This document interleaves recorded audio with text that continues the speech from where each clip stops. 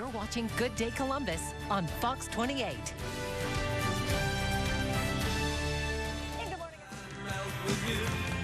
And happening today, the co-author of the Chicken Soup series is in town for a presentation. There you recognize those book covers. She is talking about key life strategies, everyday challenges too, and the stresses. LeAnn Thieman is here to join us this morning to talk a little bit about giving back to caregivers. I mean, one of the hardest jobs probably that any of us would have to face is caregiving for a loved one.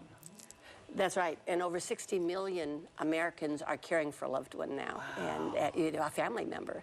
And then, of course, we have the professional caregivers as well. So, and it's very, very stressful for caregivers. They have actually higher blood pressures, higher incidence of depression, more illnesses, because it's very hard on them. So what is your message then? When we read these books, and I've read many, you know, each one of these passages, these stories that people tell, there is a theme, there's a thread, and they always end on an inspirational note. Is that kind of what your message is, to try to get people out of this overwhelming dark place that you feel? Sometimes I think people that are caregivers can feel sucked into this dark place. Right. That's right. That's right. So is that what the book is focusing on too? They're all true stories. I had the privilege of reading 3,000 caregiver stories in order to choose the top 101 to place in the book. And each story, they sometimes make you cry out of joy and cry out of pride of what you do and laugh even.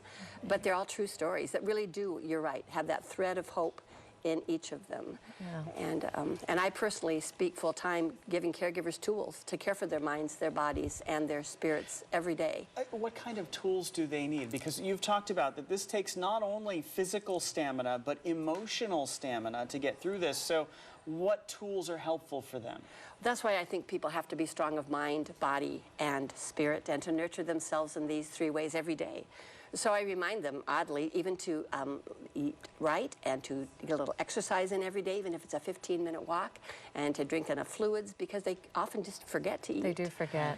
And I tell them mental balance tools to make sure to laugh and to breathe hard. And to ask for help. And to ask for help, exactly. And so often people say, what can I do to help? And caregivers don't have an answer.